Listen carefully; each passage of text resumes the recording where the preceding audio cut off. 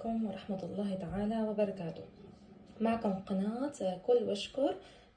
أنا أم عمر من سوريا وعايشة بألمانيا، متزوجة وعندي 3 أولاد. هلا أنا مالي شيف محترفة، بس هوايتي الطبخ، كتير كتير بحب الطبخ وقلت حالي بفيد العالم، بفيد الأشخاص، في ناس المبتدئين، في ناس المتجوزين جديد أو العزابية، في أكلات سهلة وأكلات بيقدروا يسووها إن شاء الله مع الوقت. هلا اليوم حسابي لكم حبلش بالدجاج مع خضار وجبنة، كتير ظريفة وسهلة وما فيها تعقيد. هلا في عنا المكونات هي دجاج اسطورة مقطعة بهذا الحجم. هلا الاسطورة مقطعة بهذا الحجم حأرجيكم شلون بدي اقطعها قدامكم بحيث تطلع لا رقيقة ولا سميكة. هلا عندي انا تقريبا شي 2.5 كيلو صدور دجاج. هورجيكم شلون صدور الدجاج بتتقطع.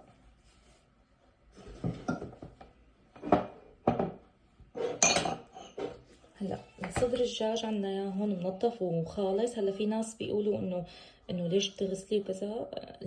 هون بالمانيا الدجاج ما كتير صريف الصراحه عم يجي، وفي زنخه وما يعني صراحه بدون تنظيف وبدون غسيل ما بيمشي حال.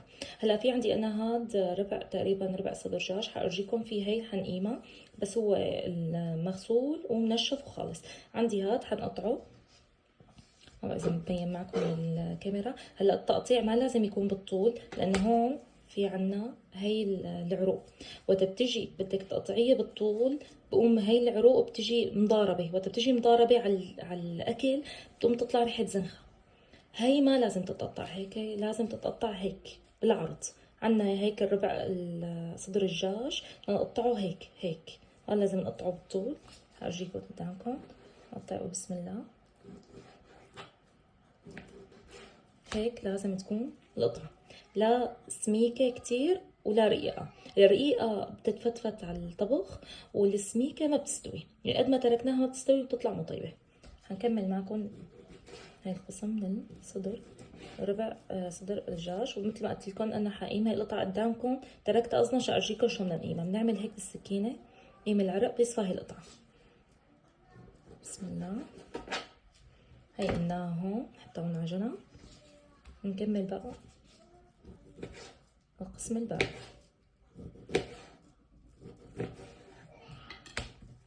هلا خلصنا منهم. هلا في عنا الكمالة تبع الدجاج بنحطهم سوا. نبلش هلا بالتتبيل. هلا عنا للمكونات قلب الدجاج عنا معلقتين صغار ملح، عنا معلقة فلفل ابيض. ليش بنصح انا دائما بالدجاج يكون فلفل ابيض مو اسود؟ مو بس مشان اللون، الدجاج بده الفلفل الابيض بيعطي طعم كتير طيب للدجاج وإله منكهات خصوصا للدجاج. بقى بنصح انا الفلفل الابيض للدجاج خصوصي. باقي الاكلات مو مشكله، بس انا بنصح للدجاج الفلفل الابيض لانه عن جد كتير بتعطي طعمته طيبه. عنا هون هي المطحون معلقة صغيرة، أنا بس لخلص بكتبه إن شاء الله بصندوق الوصف.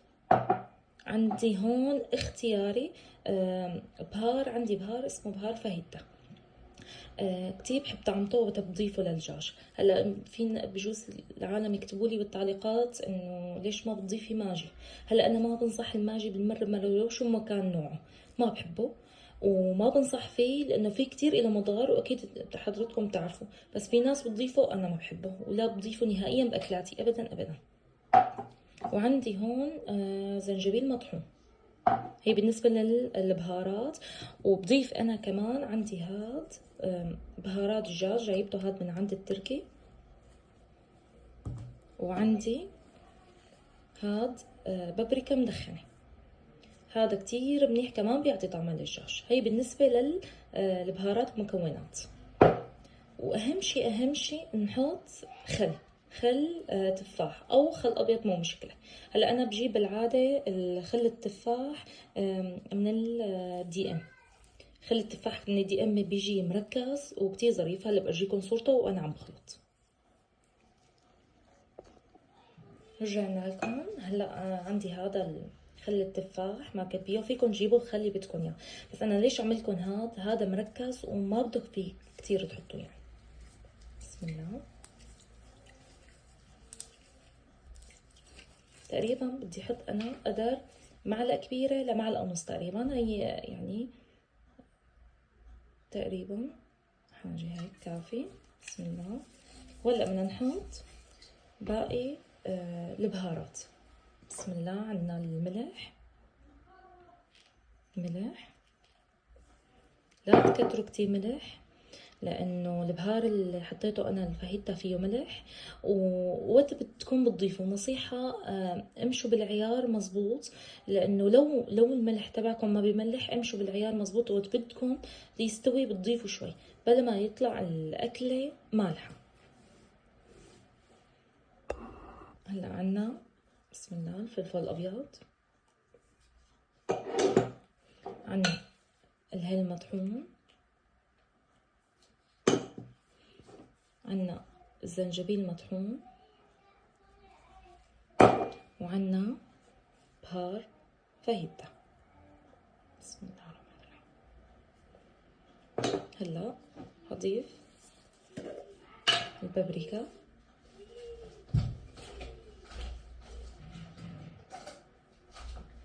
نسينا المعلقة، هاي البابريكا قدر ملعقة صغيرة،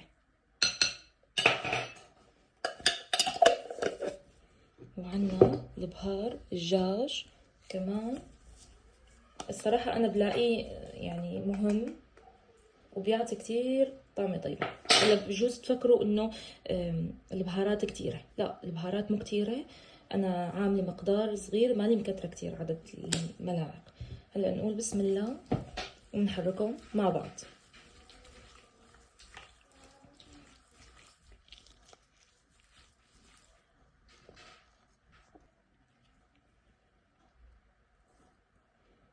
هي عنا بعد ما حركناهم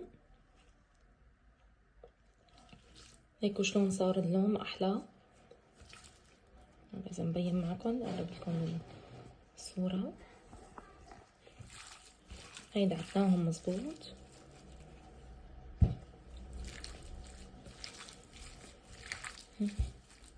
هلا بقى نتركهم بقلب التتبيلة تقريبا شي نص ساعة. اللي مستعجل يساويهم دغري ما بيأثر، لأنه الدجاج مقطع ما قلتلكن قطعة ما كتير سميكة. وبس أنا ليش بخليها نص ساعة على ساعة؟ مشان يغب التتبيلة البهارات وتغب الخل، مشان تستوي مزبوط ما تطول معكم، خاصة بالنسبة للموظفة أو بالنسبة اللي عندها أولاد بدها شغلة على السريع. أنا بلاقيها الأكلة كتير كتير ظريفة، فيكم تتركوها نص ساعة، فيكم ما تتركوها ما بيأثر. هلا رجعنا لكم بعد نص ساعة، بعد ما نقطعوا الدجاجات منيح. أنا كانوا طبعا مغطاين، كشفت عنهم عشان أرجيكم. نقعتهم نص ساعة. بعد نص ساعة هلا جبنا مقلاية أو طنجرة صغيرة ما بتفرق، أنا عندي هاي المقلاية. بحط هلا للصوص طبعا من تحت حنحط زبدة، عندي مكعب زبدة تقريبا بيطلع قدر ملعقة كبيرة، حنحطه هون. بسم الله. هلا الزبدة ما بصير لحالها تتسيح، لازم ينحط معها زيت زيتون او شوية زيت القلي، طبعا يكون نظيف، لانه الزبدة اذا انحطت لحالها بتحترق.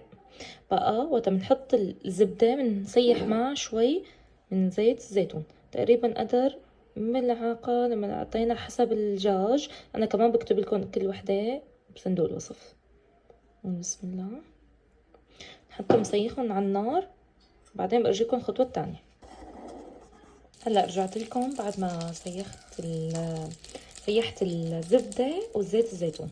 هلا انا مع قلب الدجاج نسيت اقول لكم اياها باول فيديو، انا عندي ذرة وعندي بصل مقطع شرائح، كمان بكتب لكم اياها كلها بصندوق الوصف قديش حاطه وكل شيء. تقريبا انا حاطه هون بصله كبيره، عندكم بصلات صغار حطوا بصله صغيره. وعندي هون من 4 ل5 اسنان توم. طبعا ما بدنا نهرسهم، نحن بدنا نقطعهم هيك قطع صغيره، لانه تبي نقلي البصل مع الثوم كتير كتير بتعطي طعمه طيبه واظرف، ومنه ما بتروح فوائدها. وعندي هون فليفله ملونه. الفليفله ملونه عندي 3 الوان، عندي البرتقالي وعندي الاحمر وعندي الاخضر. ما في فليفله ملونه مو مشكله، فيكم تحطوا الفليفله اللون اللي بدكم اياه. وعندي هون جبنه مبشوره. كمان هي بدي احطها اخر شيء، كملوا لاخر فيديو ارجيكم شلون بتعطي الطعم كتير كتير طيبه ومميزه. هلا بقى السر بقى الاساسي الصراحه اللي بالوصفه كلياتها هي بالصوص الصويا. صوص الصويا كتير كتير بيعطي طعمه طيبه بهي الاكله. بيعطي لذية، بيعطي طعمه غير اللي بناكلها بالعاده الدجاج مع الخضار. كمان هلا برجيكم شلون بدي اضيفه، خليكم معي بالفيديو اذا الله رد. هلا بما انه سيحت الزبده مع الزيت بنحط التومات، بسم الله. بعدين بنحط البصل، بسم الله. بنقلبهم مظبوط منيح على النار بس ليدبلوا البصلات والتومات. بنضيف الفليفلات. هي رجعت لكم بعد ما دبلوا البصلات والثومات. بدي اياهم يدبلوا بس، ما بدي اياهم يتكرملوا البصلات، بدي اياهم بس هيك يدبلوا. هلا حنحط الفليفلات، بسم الله. كمان نقلبهم مظبوط مع البصل والثوم. بعدين بس يدبل مظبوط برجع لكم بقولكم شو بدنا نساوي اخر شي. هاي رجعت لكم بعد ما حطيت الفليفلات وقلبتهم. ما بدي اياهم كمان كتير يدبلوا صبايا. الفليفله فيها فيتامين سي، بقى وقت بتتقلب كتير على النار بتروح فوائدها، بس شي انه هيك تدبل شوي صغيره، ليك شيء انه ما روحت قوامها، لساتها قوامها مثل ما هو. هلا شو بنعمل بعد ما خلصنا؟ بنقلبها، بنقلب الفليفلات طبعا مع البصل والثوم على صحن لإلكم. ليش؟ بس نخلص. بسم الله الرحمن الرحيم. لا تنسوا الاشتراك صبايا صفحة كل وشكم، فعلوا زر الجرس ليصلكم كل جديد. واذا بدكم اي وصفات جديدة او بدكم تجربوها وما يعني ما في مجال قولولي انا بجربها معكم ان شاء الله. انا هدول الاكلات كلها اللي عم حطها كلها تم جربتها، وان شاء الله اذا جربتوها ومشيتوا مثل ما عملكم كتير بتطلع طيبه وبتدعوا لي باذن الله. هلا شو بدنا نعمل بعد ما قمنا الفليفلات مع البصل والثوم؟ هلا صفي عندنا المقلايه فيها لسه زيت ولساتها حاميه. شو بدنا نعمل؟ بدنا ناخذ الدجاجات وبنحطهم بقلب المقلايه، بسم الله.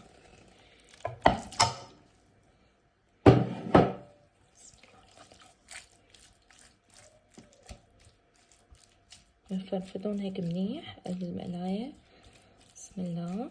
لتشم الريحه يا صبايا، الريحه تاخذ العقل، ان كان ريحه الدجاج او ريحه الفلفله. بسم الله الرحمن الرحيم. هلا صبايا قبل ما احطهم على النار، اهم شيء انه بدنا نحطه على النار نحطه على نار وسط. هي اول شغله. الشغله الثانيه وهي الاهم انه ما دغري نقلبهم، بنخليهم شوي على نار وسط لنلاقيه هيك بلش شوي يحمروا الدجاجات. بنبلش بقى نقلب فيهم. وقت بنبلش بقى نقلب فيهم بنرجع بقى للخطوه وهي الاخيره ان شاء الله رد. بشوفكم بعد ما نقلب الدجاجات. رجعت لكم صبايا، السلام عليكم. هلا ما حركت اصلا الدجاجات انا لارجيكم انه انا حطيتهم مثل ما هن، استنيتهم لبلش يحمروا شوي الدجاجات لبلش اقلب. هيك شلون هلا اللون مثل اللون، بسم الله ما شاء الله، لون ولا اروع. وعن جد الريحه بتاخذ العافيه، بسم الله الرحمن الرحيم. قلب قدامكم بقى خلص متى ما تحمر السفل واخذ الطعمه والريحه وكل شيء بقى لا تخافوا. ليكوا بسم الله ما شاء الله. هلا بنقلبهم ونرجع بنحطهم على النار اللي يستووا كلياتهم مثل ما اتفقنا على نار ناقصة. برجع بقول صبايا، انا مالي شيفة، انا بس هواية الطبخ، والصراحة كتير نوع بجرب اكلات ونجحت معي نجحت ما نجحت بعرفها ظريفة برجع بجرب، بس يعني اغلبية الوصفات بشهادة الكل الحمد لله فضل الله بتطلع معي طيبة وظريفة وما احلاها. وعلى فكرة هاي الاكلة كمان منيحة لاصحاب الدايت. ليش؟ انه فينا ناكلها طبعا بدون خبز، فينا ناكلها بالشوكة بالسكينة عادي، قدامها صحن سلطة كبير، لانه شفتي شو حطينا؟ نحن حطينا مكعب زبدة صغير وزيت زيتون، فينا ناكل الحصة اللي بدنا اياها نحن، وفيها خضار، فيها فليفلة، فيها بصل، وفيها درة، وكمان فيكم تضيفوا فطر، بس انا ما ضفت فطر. ليه؟ هي فيها تنضاف طبعا بتطلع كتير طيبة، بس انا عندي هون اهل البيت كان زوجي ولا ولادي ما بياكلوها، بس هي اذا ضفتوا لها كتير بتطلع طيبة. بس معلومة مهمة، الفطر بينضاف آخر شي، يعني انتوا عم تطفوا النار بتضيفوها بتحركوها شوي بس، لأنه الفطر شا ما يروح فوقده. تاني شي بيسود. كمان هلا الدرة نفس الشي ما بنضيفها إلا آخر شي. هلا بس نوصل آخر شي كمان في إذا الله راد مفاجأة بآخر الفيديو، إذا حبيتوها بضل هيك إن شاء الله على السيستم عليها إذا الله راد. برجع لكم بعد ما يستوي الدجاجات. رجعت لكم هلا بعد ما استووا الدجاجات اللي يكون احلاهم. بسم الله ما شاء الله، اللون ولا اروع، والريحه عن جد تاخذ العين. بسم الله ما شاء الله. هلا بسم الله الرحمن الرحيم. هلا الفليفلات اللي قمناهم على جنب بنحطهم فوقهم. بسم الله.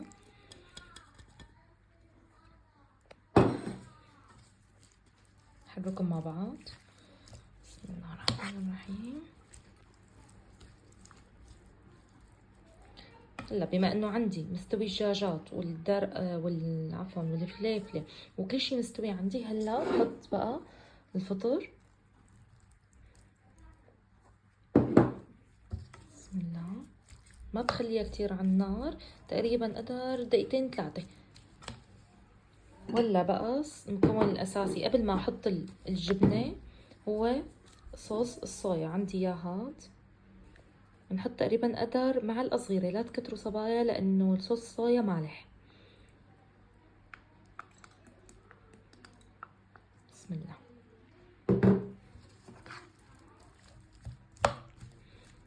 جد الريحه ولا اروع.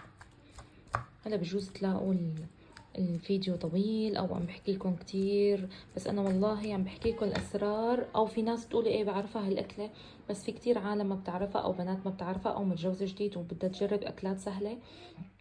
كتير اكله ما بدها كتير شغل، ظريفة، وفيكم تاكلوها هيك بالخبزة، وفيكم تلفوها. أنا بالعادة مثلا فيني لفها بخبز سمون، واكبسها بالمكبس مع الخبز مع الجبنة عفوا القشقوان. ما بدكم فيكم تاكلوها هيك ما أحلاها. في منهم بيساووا قدامها رز، بس أنا ما بنصح الصراحة، لأنه هيك زرافتها هيك لحالها أطيب. هلا شو بنعمل بقى؟ بما إنه حطينا صوص الصويا، بنحط بقى هلا الجبنة. بسم الله الرحمن الرحيم. هلا هيك بنرشها هيك على الوش. طبعا ما بدها فرن نهائيا نهائيا نهائيا، بس هيك على الوش. بسم الله الرحمن الرحيم. قد ما بدكم طبعا. انا عامله كميه كبيره بقى بدي زود شوي صراحه. هي كتير كتير طيابتها بالجبنه، كتير بتطلع منغنغه وظريفه. طبعا ما بدها تحريك صبايا، بس مثل ما هي على النار. بسم الله الرحمن الرحيم. المعلقه هلا بنحطها على النار، على نار هاديه، بقوم لحالها الجبنه بتسيخ عليها.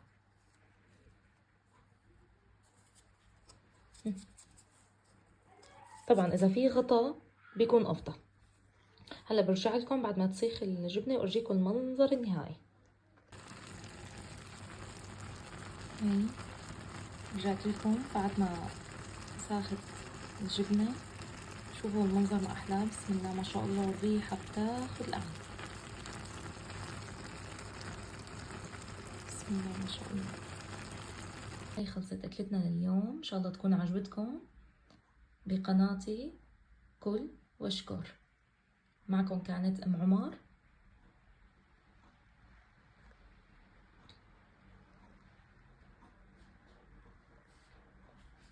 شوفوا المنظر مثل ما قلت لكم، الجبنة ساخت وما أحلاها ولا بدها شي تاني نهائيا. فيكم تاكلوها وتقدموها مثل ما هي، وفيكم تلفوها بخبز وتكبسوها بالمكبس تبع السندويش. شوفوا المنظر، بسم الله ما شاء الله، لا قوة إلا بالله. وهلا بنهاية الفيديو إذا حبيتوا ولا تنسوا الاشتراك وسبسكرايب ولا تنسوا الإرسال، وإذا عجبكم أو بتحبوا وصفات تانية اكتبوا لي إياها بالتعليقات. وهلا بنهاية الفيديو بحب إنه أحكي حديث عن الرسول صلى الله عليه وسلم. كل فيديو بدي هيك نهاية الفيديو بدي أحكي إن شاء الله، وإذا عجبكم هيك إنه بكل نهاية الفيديو أحكي كل مرة حديث عن الرسول صلى الله عليه وسلم. إذا عجبكم اكتبوا لي بالتعليقات. عن عمر بن أبي سلمة رضي الله عنهما قال لي رسول الله صلى الله عليه وسلم: سم الله وكل بيمينك وكل مما يليك. متفق عليه. السلام عليكم ورحمة الله تعالى وبركاته.